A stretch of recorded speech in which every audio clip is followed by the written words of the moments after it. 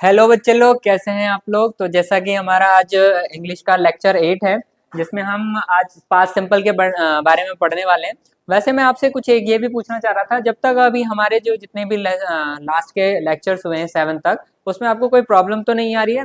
और अगर कोई आ रही है प्रॉब्लम तो आप डिस्कस कीजिए, कमेंट्स बॉक्स कीजिए, पिन कीजिए, ताकि हमें बताने में और भी अच्छा लगेगा। और हमें इससे ये भी पता चलता है कि आप लोग इंटरेस्ट ले रहे हो, पढ़ाई कर रहे हो। और जितना ज़्यादा आप रिवीजन करेंगे ना, उतना ज़्यादा आपको क्या आएगा, पढ़ने में मज़ा आएगा और उतना ज़्यादा आपको चीज़ें ईज़ी लगेंगी, है ना।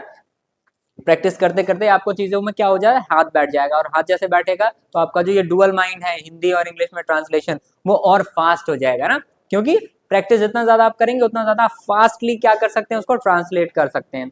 तो चलिए, और इसके अलावा हमारी जो VS2 का जो है अभी लाइव क्लासेस चलते हैं, 6 टू लेकर आपको 12 तक। जो भी आपको कंटेंट चाहिए वो हमारे VS2 के डिफरेंट डिफरेंट चैनल्स बने हुए हैं। छोटे क्लास के लिए 6 to 8, 9 to 10, 12 तक। और अभी जो है रिसेंटली आपका एग्जाम्स भी आने वाला है, तो रेगुलर क्लासेस चल रहे हैं ऑनलाइन के, ठीक है। तो 9 to 12 आपको वहाँ पर लाइव कंटेंट्स भी मिल जाता है। लगभग 6 से 8 बजे के बीच में जो है हमारी क्लासेस शुरू होती है, तो आप शेड्यूल्स भी वहाँ पे जाके जो है देख सकते हो। तो चलिए, तब तक हम अपना इंग्लिश का लेक्चर 8 जो है शुरू करते हैं पास्ट सिंपल के बारे में। तो सबसे पहले हमें पता होना चाहिए कि पास्ट सिंपल होता क्या है, क्या पहचान होती है, इसको कैसे आप आइडेंटिफाई कर सकते हो।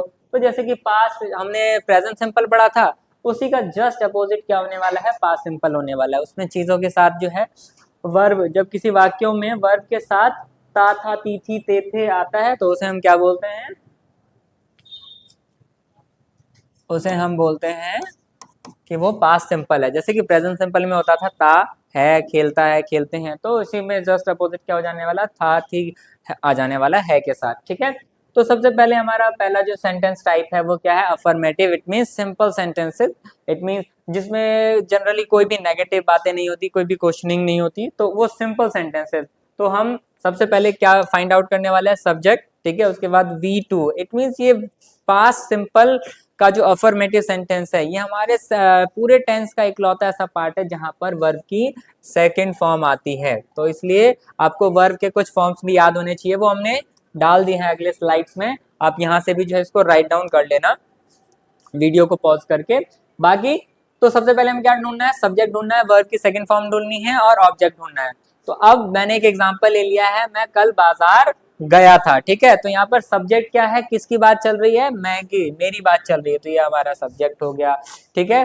बाजार जाना, बाजार यहाँ पर क्या है, आपका ऑब्जेक्ट है, ठीक है।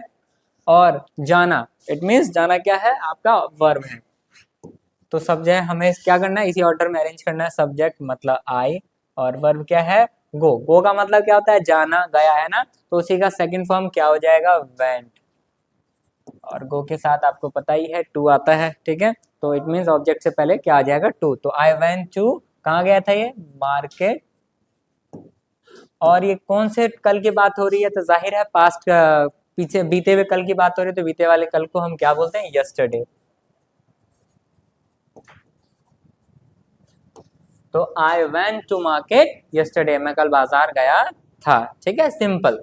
अब अगला आता है आपका नेगेटिव सेंटेंसेस। नेगेटिव सेंटेंस में क्या होने वाली, सारी चीजें सेम रहने वाली है। तो जैसा कि मैंने बोला था, पास्ट सिंपल का सिर्फ और सिर्फ अफर्मेटिव सेंटेंस है जहां पर वर्ब की सेकंड फॉर्म आती है। उसके बाद सभी जगह देखेंगे आप कि कौन सा फॉर्म ऑफ वर्ब यूज हो रहा है, V1 यूज होगा, ठीक है। तो सब्जेक्ट। अब प्रेजेंट में क्या लगता था, प्रेजेंट सिंपल में डू या डज लगता था। यहाँ पर हमें इतना कॉम्प्लिकेशंस नहीं है, सिर्फ और सिर्फ क्या यूज होने वाला है, डिड यूज होने वाला है, ठीक है। तो डू का सेकंड फॉर्म क्या हो जाएगा, बेसिकली डिड हो जाएगा। तो सब्जेक्ट डिड प्लस नेगेटिव है तो नॉट, और V1 प्लस ऑब्जेक्ट। तो अब हमें यहाँ पर क्या चीजें ढूंढनी है, ये सारी चीजें ढूंढनी है। तो इसमें यहाँ पर किसकी बात चले, एग्जाम्पल में ले लेते हैं, मैंने कल स्नान नहीं किया, नेगेटिव बात है। तो यहाँ पर किसकी बात चल रही है, मैंने, मेरी बात चल रही है, तो ये सब्जेक्ट हो गया। उसके बाद स्नान क्या है, ऑब्जेक्ट है, किसकी बात, मतलब किस चीज के बारे में कह रहा है, स्नान करने के बारे में कह रहा है। नहीं किया तो करना, डू, ठीक है। स्नान करने को हम क्या कहते हैं, टेक, मतलब स्नान करना, टेक बात, ठीक है। तो अब इसी को हम इसी ऑर्डर में लगा देंगे, सब्जेक्ट। तो सब्जेक्ट हमारा ये हो गया मैं, आई, उसके बाद क्या आएगा, डेड। कोई कॉम्प्लिकेशन नहीं कि डूड लगाना है, डेज लगाना है, डज लगाना है, सिंपल सबके साथ क्या आने वाला है, डेड आने वाला। तो आई सब्जेक्ट आ गया, उसके बाद डिड आ गया, नहीं की बात चल रही है तो नॉट, और किसी क्या चीज नहीं किया उसने, तो बात नहीं लिया उसने, तो आई डिड नॉट टेक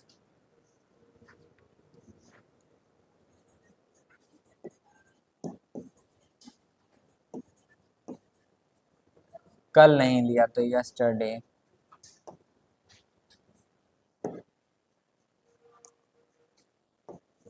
तो I did not take bath yesterday, मैंने कल स्नान नहीं किया। ठीक है, यहाँ तक क्लियर है।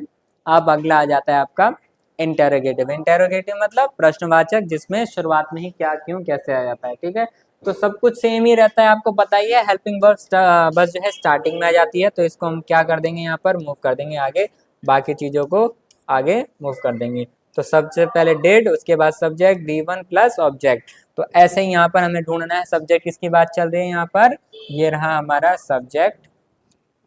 ठीक है, उसके बाद किसकी खेलने की बात चल रही है, हमारा वर्ब हो गया। कोई क्या खेल खेल रहा है वो नहीं बताया, तो ऑब्जेक्ट नहीं है यहाँ पर।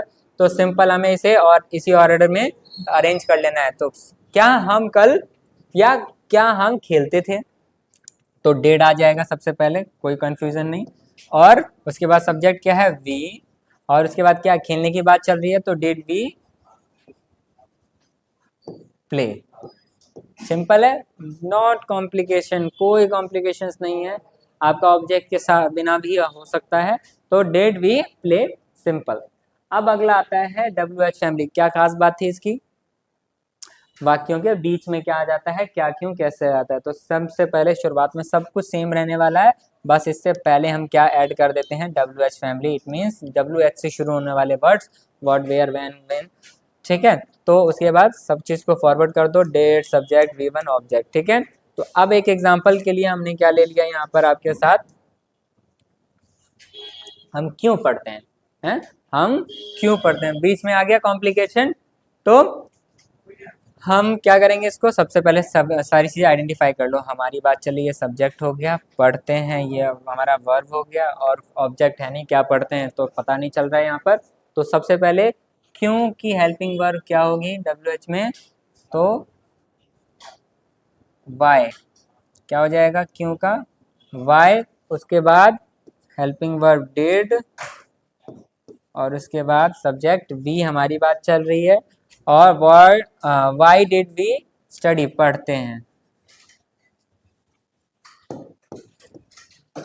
तो वाई डिड वी स्टडी, हम क्यों पढ़ते थे। क्लियर है यहाँ तक, वाई डिड वी स्टडी। ये चीजें आपको क्या बता देगी पूरी, कि ते थे, ती थी। ठीक है, तो इससे ही आपको क्या पता चल जाने वाला है कि ये पास्ट सिंपल सेंटेंस है। अब हमेशा आप ट्राई किया करो, आपने हिंदी से इंग्लिश बना दी, जब आप इंग्लिश को भी हिंदी में फिर से दोबारा से एक बार कन्वर्ट करके चेक कर लो, तो क्या होता है, जब आप दोनों रास्ते आपको पता होते हैं, तो किसी भी एक रास्ते में प्रॉब्लम हो जाए, तो आप दूसरे रास्ते को तुरंत से क्या कर सकते हो, अज्यूम कर सकते हो। इट मीन्स आपको हिंदी से इंग्लिश आ जाए तो तुरंत कैलकुलेट कर दो। कभी समटाइम्स क्या होता है कि जब आप इंग्लिश से हिंदी ट्रांसलेट करते हो तो थोड़ा सा कंफ्यूज हो जाते हो। तो आपको चीज़ों का ज्ञान होना चाहिए कि कौन सा हेल्पिंग वर्ब को जब हम हिंदी में ट्रांसलेट कर रहे हैं तो वो क्या आइडेंटिटी लेकर चलेगा। तो डिड हमेशा ते थे को लेकर चलेगा, ठीक है, और डू डज किसको लेकर चलेगा, ता है, ती है, इन सब को लेकर चलेगा। ठीक है ना, तो हमें